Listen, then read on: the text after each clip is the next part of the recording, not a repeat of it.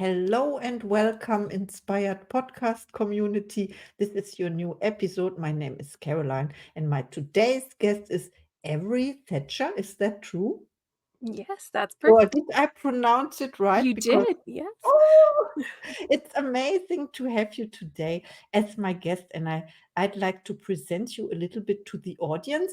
You are a former ICU registered nurse with over a decade of experience specializing in acute and chronic stress and its impact on the body and how to prevent or reverse the negative health effect of stress to avoid burnout and illness. This sounds really interesting and you have a lot of experience. And then I understood that you created your own company. You talk about a flow app, so-called flow app, or I want to know more about that and what inspired you to, yeah, can I say quit your job and start it over all over again?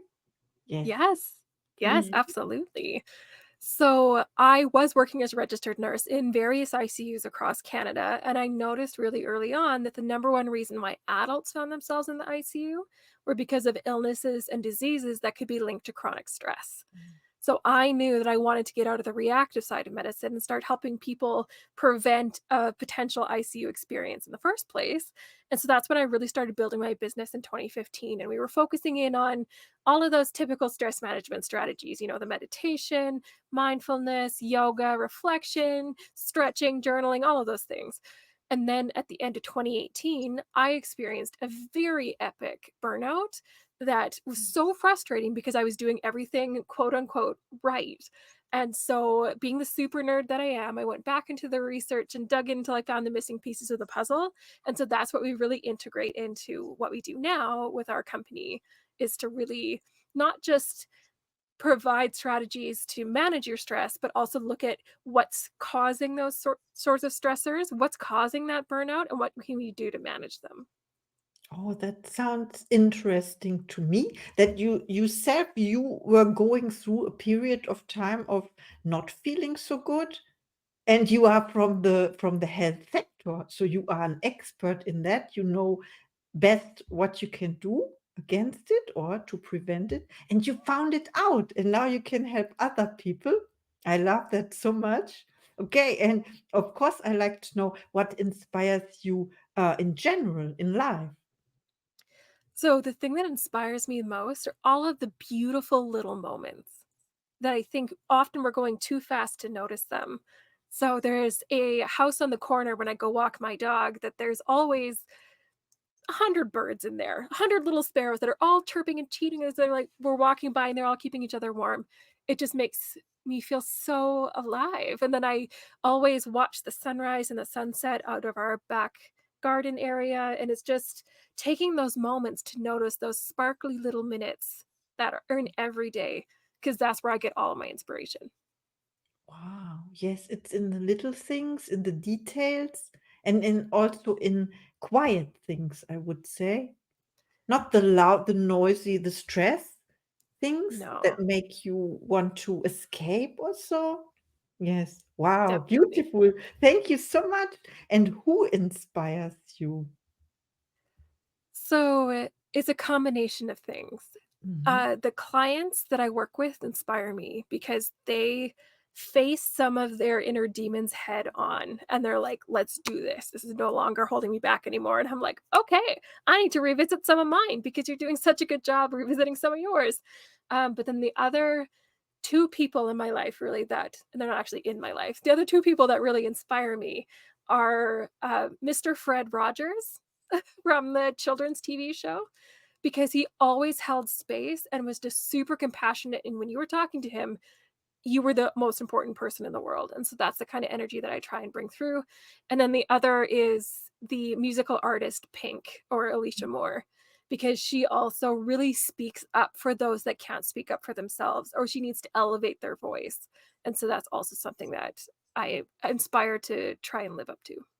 Wow, thank you for sharing. And when you mention it, to speak up for someone who cannot at the moment or yet, and also the man from the from the TV show, I have to look him up. Did you meet him in person? No, I've never met them in person. Um, but just by learning more about them and their life and how they really advocate for these things that really inspire me, it just shows me who I wanna be when I grow up. I'm Oh. 40, but who do I wanna be when I grow up? I wanna be more like this. And so it just gives me something to continue to focus my personal development on. So it's not just this big scatterbrain approach. I'm actually, like, really focused on the skills that I wanna learn to show up more like those people. Oh, I like that. And also to learn how they think, to learn how maybe how they feel as well, how they deal with feelings in order to be that person you described. I don't know. Yeah, of course I know Pink, but I don't know the TV. It's interesting for me to learn more about people as well. This is what the podcast is about, to present you, to present people, to connect and to get inspired, of course. Okay, so my next question is, how do you inspire other people? I think I inspire other people by living my life very openly and very vulnerably. So, for example, as I shared earlier, I had this very epic experience of burnout myself, and it's actually led to a chronic illness and a permanent disability that I will never be able to get rid of. And so I was going through one of the programs that I run with everybody, and I always do it with them because I feel like we always have things that we can continue to work on. And so I was going through one of these exercises, and we write grief letters to a part of us, to the life we're living that we thought would be different or whatever it is. So I was writing a grief letter to this chronic illness. And it was about 2 years since the diagnosis of it. And I was getting so angry. I was like typing away on my computer. Ooh, sorry. Um, the dog. It's Recording at nice. home, friends. What can we do? So I was typing away on my computer and I was getting really, like, aggressive on the keyboard. I was letting all of the anger out, and then in a moment it switched, and I realized that this part of me didn't deserve anger, it deserved compassion. And so then in that moment, 3 years of grief just poured out of me in this big, ugly, crying puddle on the floor, and that's when I realized that I needed to change my name, because I had to let the previous version of me go in order to move forward and find new purpose in my life. And so that's when I became Avery. And by sharing stories like this, I feel like it helps us connect and not feel so alone in all of those situations. So on one of my podcasts, I share my struggles with anxiety and OCD and my struggles with chronic illness stuff and all the medical appointments that I'm going to, and really just how I navigate some of those. So, yeah, I think it's the openness that people can really connect to. Wow, I love that and I feel it. And I was really surprised when you said you changed name. I did that too in 2022. Oh, I love it. Amazing. See, Yeah, that's the thing is once I did that and I shared it, p I so many people were emailing in saying, "Oh, I did that too," or "I knew somebody that did that." Oh, that's so beautiful. yeah, and Oh, so many people tell me, "Oh, I want to do that too." And you don't know, in Germany, you don't just change it. Like in the US, for example, it is a process and the government has to approve it, so it's not up to us. So, but I manifested it. It was great within 4 weeks, and so everything's fine. But I agree, or of course, I agree to that. In order to become that new person, you also get to choose a new name that suits that person. It's not about we don't want that name anymore. It's just like, and I loved how you just described the exercise with the grief letter. You feel the switch in the writing process, right? You are angry, and then there's a moment, and you change your perception, your perspective, so to say, and then you have another or different feelings. It's mhm. dissolved or so? Yeah, I Yeah. like this. I don't know this exercise. I will do this. Thank you so much. And it is very inspiring for me. I learned already. I learned something, a nugget. Yes, please re-listen to this episode. It is amazing. And you mentioned your podcast. Mm, can you maybe share the name? Of course, we put the link in the show notes. The name of the podcast again? Sure. So, yes, I have 2 podcasts. One is my more personal journey and story, and that one's called Inner Stillness, Outer Chaos, because it's really how do I stay calm and objective in the wild way that life throws things at us right now. And then the other podcast that I have is called The Truth About Burnout.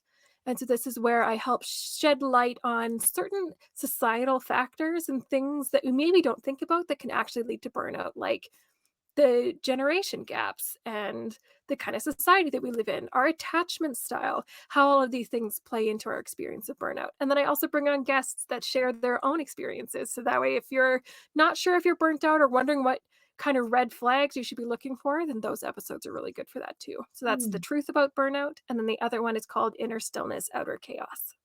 Oh, thank you so much. Yeah, we can look this up, of course, but you find the link as well in the show notes to this podcast. You can click on that and please follow, follow the podcast. This is what we want.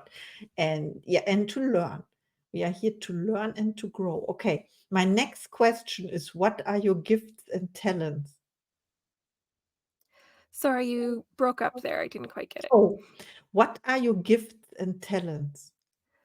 Oh, I think my biggest gift and talent is my persistence. Because I feel like when something doesn't go right, uh, I'm very good at just saying, "Okay, now what?" And just, like, rerouting and be like, "Okay, let's try again. Let's try again." So, I think that's definitely one of my greatest gifts. One of my greatest talents is being able to stay calm in some of the wildest scenarios. So I think that really helps serve me as a burnout recovery coach and strategist because when people are explaining all that they've got going on, they can feel the calm coming through. Mm. You are persistent and calm. And persistence means we don't give up, right? Yes. We stay, So we you just follow through. Yes. exactly, and you stay curious because once you lose that curiosity, then it feels defeating. But if you're just like, "Okay, so that didn't work. Why? And what can I do different?" So we just continue to have that dialogue and continue to try. Wow, I love that. Thank you so much. And my last question is, when people reach out to you after listening to this episode, do you have a special offer for the Inspired Podcast community? I sure do. So I have a quiz that I feel is one of our most popular ones when we look at the data behind it, but it's to help you discover your self-sabotage style because that's going to really hold you back from chasing the life that inspires you. So you can go to becomingavery.com and it's going to pop up right there. Oh, I love that so much. Thank you. But I feel, and please reach out to Avery. She's amazing. We heard this. We learned this today. And I feel you have a last message for us, something people need to hear now. Absolutely. So, the thing that if you only get one thing from this episode, I would love it to be this, that always do your best doesn't mean always be perfect. Your best is gonna change moment to moment, day to day. So, give yourself some grace and recognize that the best that you're giving is all that you can expect, and that's good. It's very good. Oh, I love that so much. Thank you for this episode. It is amazing. We will hear from you again. Let's do this in 1 year and see where we are at, which names we have. Yes, yes. Oh, I would love that. Amazing. Yes, me too. Thank you and see you in the next episode.